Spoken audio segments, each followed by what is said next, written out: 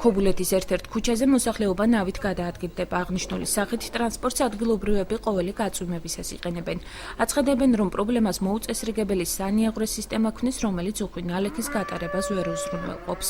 მოზვინვას გაკეთება და წყალსაკაჩე რომ არის გაფიჭებული თუ ვაფშე საერთოდ არ არსებობს, ამოკეტილია ის და არ გადის წყალი. რომ მოვა წყალი არ გადის.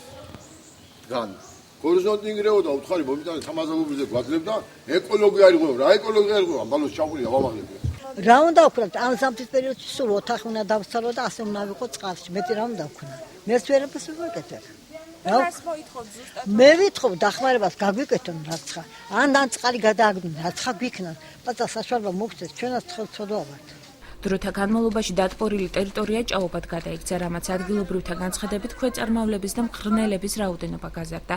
ჭაობის პირას მცხოვრებლები ამბობენ, რომ შექმნილი გარემო პირობების გამო მოსავალი აუღებელი დარჩათ. გაუსაცლის პირობებში არიან პირუტყვებიც. მოსავალი აუღებელი დაგვრჩა.